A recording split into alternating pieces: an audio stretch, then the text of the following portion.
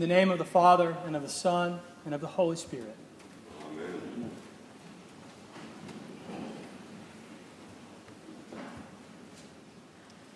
In the fall of 2011, my wife and I took a trip to Pigeon Forge, Tennessee, to spend a couple of days there with her brother and his fiancée before their wedding. If you haven't been to that region of Tennessee in that time of year, I highly recommend it. It is beautiful. We stayed in a nice log cabin on the mountainside, took long walks on the mountain trails to enjoy the changing leaves, and we ate a lot. One afternoon, we set out on the main drag of Pigeon Forge, just looking for something to do. We came across one of those arcade putt-putt golf places and decided that might be fun. So we entered into this world of flashing lights, tickets, tokens, clashing electronic sounds, and we played some skee ball and my favorite, whack-a-mole. And after we were done playing, of course, we went over to the desk to cash in our tickets and get our prizes. Now, I only had a couple of tickets because I like to play the arcade video games that just take your money and don't give you anything back. But my brother-in-law racked up like 500 tickets. And he did the right thing. The first thing he bought was a giant teddy bear for his fiancée. How sweet. And then he carried it around for the rest of the time. And then he got me this little blue football around the size of a hacky sack or maybe a small jar of perfume. And when he gave it to me, he said, "Here you go, brother." Now, I'll admit I am a sentimental guy, and I probably read more in this exchange than was actually there. But I thought the world of that little blue football. You see, as an only child, I always wanted a brother. I always wanted to share with a brother in the simple things like driving around town, hanging out, and going to the arcade. And so as we were riding home that afternoon, that little blue football became for me a token of newfound brotherhood. This little poorly stitched together ball that couldn't have cost more than 20 cents to make, for me, became invaluable. Lazarus, Mary, and Martha host Jesus at their home in Bethany, a suburb of Jerusalem, if you will. And as we know, these four have history. Not long ago, Mary and Martha wept for their brother Lazarus as he grew ill and eventually died. And Jesus knew of his friend's illness, yet did not make it in time. When he did arrive, he found Mary and Martha in tears and began to weep with them for the loss of their brother. Then, in one of his most extraordinary miracles, one of his most extraordinary signs, Jesus raises Lazarus from the dead.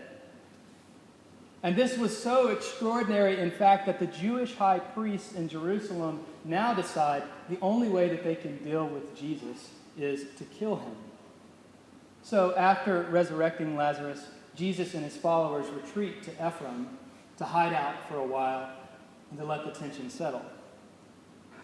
And now, returning to Bethany, Jesus is poised to enter Jerusalem in time for the Passover and to be greeted by a procession of palms, which of course comes next week.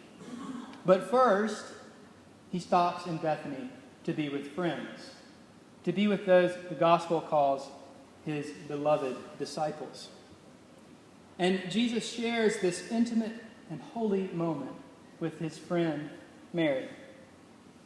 She anoints his feet with costly perfume, pure nard, we are told, valued at 300 denarii, and gently wipes the perfume away with her hair. But Judas, the betrayer, doesn't get it. Because of his unbelief, he is blind to the holiness of this moment. And he asks, why was this perfume not sold and the money given to the poor? On the surface, that sounds like a reasonable thing to ask, right? It sounds like 300 denarii could go a long way, that it could do a lot of good.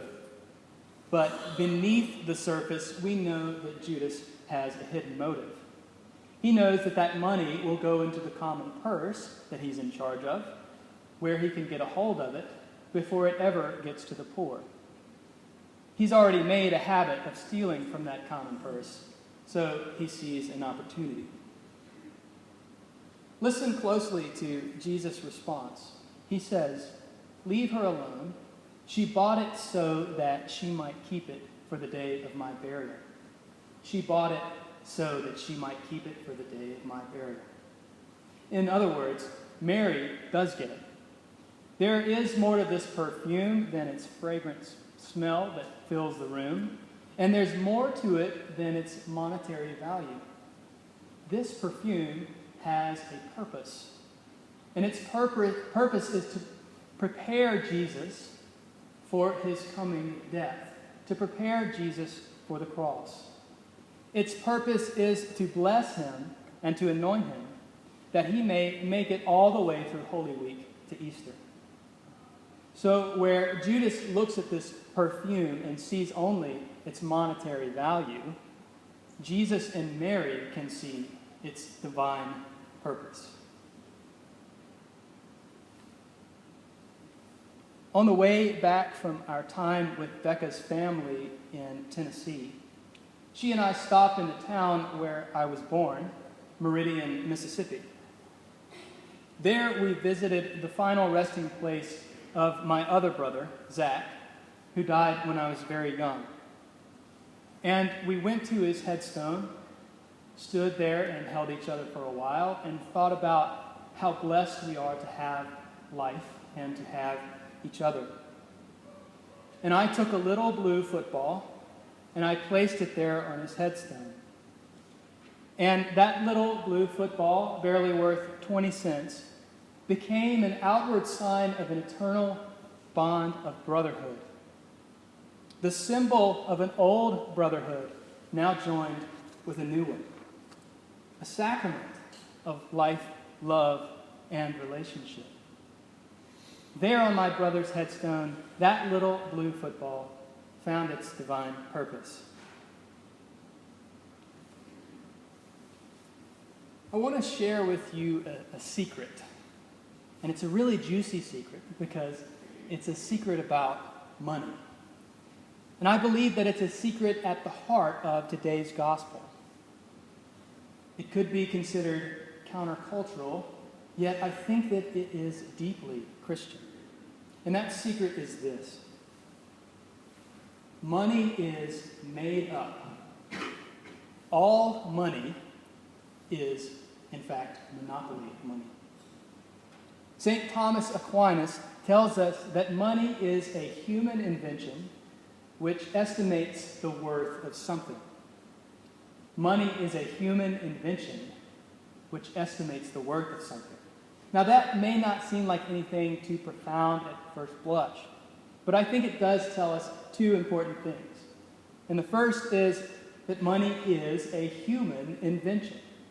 We cut out little strips of paper, we put fancy designs on them, Latin words, and we say, this is $1, or this is a denarius. But in all truth, that little strip of paper remains only a strip of paper unless it is tied to something else. Think of the gold standard, the national bank's former practice of backing up money with gold. And this is the second important thing Aquinas tells us about money. It's an estimation of the worth of something else. Money has no worth in itself. Now, why is that important? I think that it's important because we tend to think in the other direction. This piece of jewelry must be amazing because it costs several $1,000s. Or this television set must be higher quality because it's priced higher than all the others, and so on. But the most dangerous consequence of thinking in this way is that we could say a human being is worthy because they have a lot of money. The problem is that our culture gives money too much power, giving it worth in itself and making it at times the source of our worth.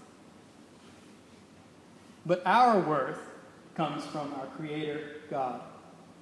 Our worth is in the divine purpose God implants in each and every human heart. And Aquinas saw this too. He says that our worth is not in money, but in our ability to live out God's given purpose. And here he seems to side with Jesus and Mary to say that the true worth of the perfume is not 300 denarii, but it is in its use as preparation for Jesus' burial. Because in this ritual action, the perfume has fulfilled its divine purpose, the purpose that God intended for it from the very moment he created it. That perfume was always made to anoint the feet of Jesus. And the same thing happens when we make Eucharist together. The bread and wine which human hands have made fulfill their divine purpose and become for us the presence of Christ here in our midst. And I believe the same thing happened to my little blue football when it became for me a bond of eternal brotherhood. The true worth of all things created by God is their fulfillment in the life of God.